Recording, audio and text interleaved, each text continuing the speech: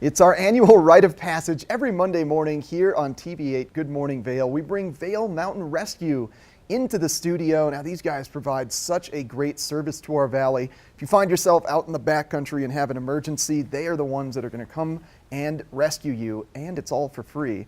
We've got Dan Smith in the studio. How are you doing this morning, Dan? Doing good this morning. Now, most of the people that are out actually doing the rescues don't have hair like mine. Okay. They still have some color in it. They're a lot younger. Yeah.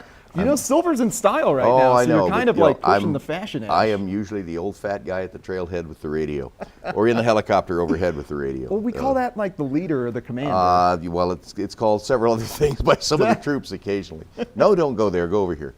Yeah. No, it's the command and control is the thing that most people don't see. You have to know where your people are. You have to know where they're going. You have to be able to track them.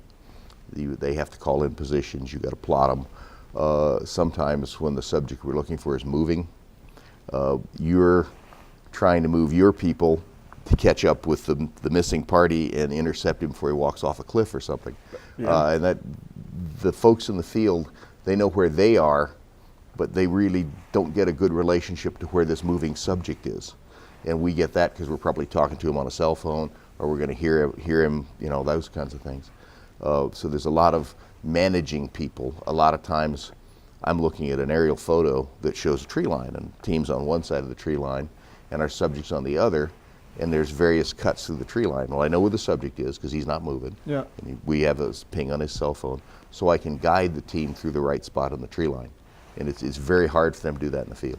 Yeah. So that works a lot. We usually manage the aviation from the tree line to get them over our scene, and then we back off, and the people on the ground that are actually standing there manage the aviation from that point. Yeah, it's kind of amazing to me that you can find people in densely covered forests, because, I mean, even with a helicopter above them, sometimes... Sometimes you don't. Yeah.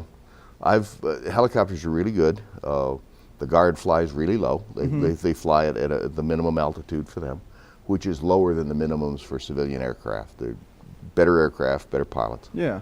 Not better, but a lot more hours. Highly trained. You know, 15,000 hours, not unusual. And the color that shows up best in the woods is not this. This is a natural color. Yeah, But the color of your shirt pocket, or a brighter version of that, that's what shows up in the woods. This bright blues. I've had a bird over me in the trees, and I've got a big bright blue panel out, and they can't see it. So you sometimes have to move the panel out into an open spot. Okay, now I'm northwest of the panel. Yeah. And you may not be on your panel. That works. GPS works. You give them a GPS grid, they're within 10 feet of you. Okay. And now I'm in 10 feet and I still can't see you. That could be interesting. That's why we have the jungle penetrator and the cable to lower people down. Do you ever use like an infrared sensor or infrared cameras so you can just pick up heat signatures? Just starting that with drones. Okay. Before we have tried FLIR. We've tried the FLIR we borrowed from Fire.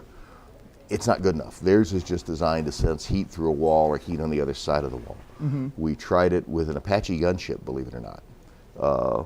It's sitting on one side of Holy Cross, looking at Holy Cross through its FLIR pod.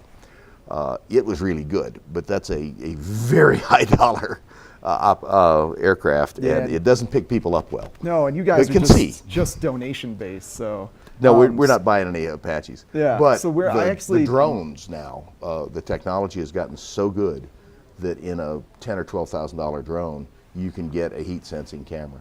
Okay. And that just works great. Just $10,000 or $12,000. Just a mere $10,000 or $12,000. Well, we're going to be back with you in just a few short minutes to continue this interview, maybe some more tips on how to stay safe up there. Let's work on that. Yeah.